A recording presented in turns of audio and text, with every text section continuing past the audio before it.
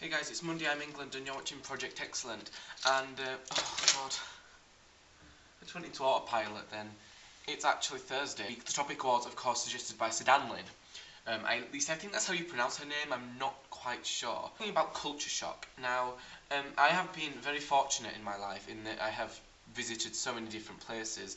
I've been to America, I went to Florida when I was about 8 years old. I found that in America was pretty much the same to England.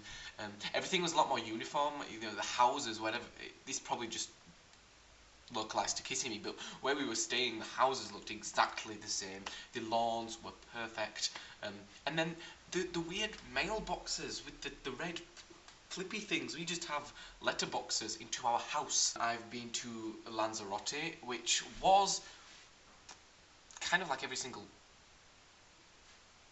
touristy destination I've been to. Lanzarote, I couldn't, we travelled around the entire island in one day in a hire car, and there was not any sort of place that wasn't affected by tourism. I mean, everything was based on tourism. We went up to a mountain, well, it was actually a volcano. The whole fact that there's a volcano there, you know, I live in England, the most terrifying thing is probably a hill. The biggest culture shock for me was, of course, the Middle East. I've been to Egypt, and to me, the people were so pleasant. Like, I felt like royalty, and I know we were on holiday, and I know it was a 5-star hotel, so they kind of had to be like that.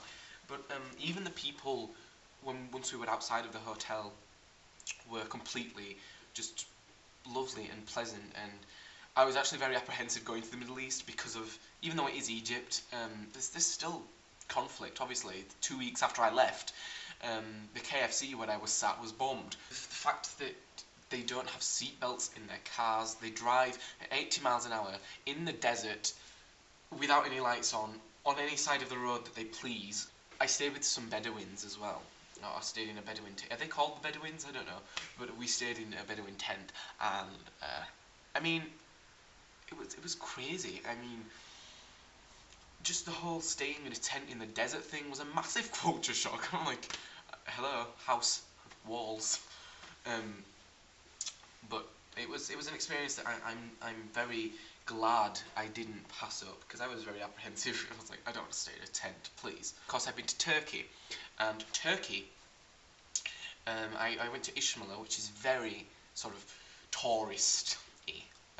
No, kind of Marmaris, which is just across from Ishmael, is far more touristy. But Ishmael was kind of still all centred around tourism. But the airport was quite a way away, so we had to come through Turkey in a coach. And from what I remember, because I was still quite young, the roads were just sort of desert tracks a lot of the time, and again you were just going through desert, and there was kind of a very military feel as well.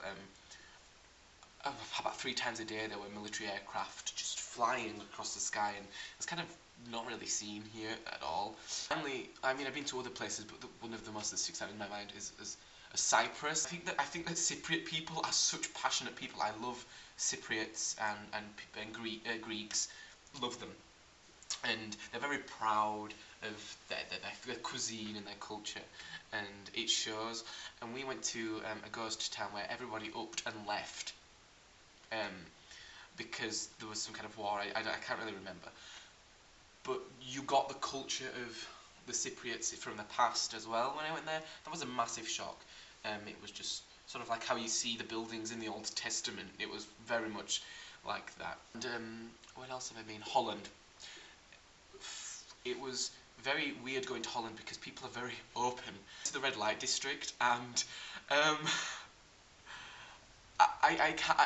the fact that people were smoking pot and eating pop with, in a cake in these specialised cafes, and that there were prostitutes just sort of roaming around, and there were whores, can I say that, in the window, just sort of waving you in. Funny story, we angered a pimp, and he ended up chasing us down the canal because, I mean, I feel really bad, but the woman in the window looked so much like Rasputia from Norbit, I could not help but laugh. If you don't know who Rasputia is, please Google search it. And she was sort of jiggling in the window like this, and we just couldn't stop laughing. And we angered the pimp and offended the prostitute, and I feel kind of bad about that now. And it just, the way in which they talk about sex and everything is completely opposed to the very reserved British, we don't have sex sort of deal. Yeah, I think I've gone through all my holidays. What am I on? I am on 10 minutes. Okay, this is going to be fun to cut down. I love you guys. Bye.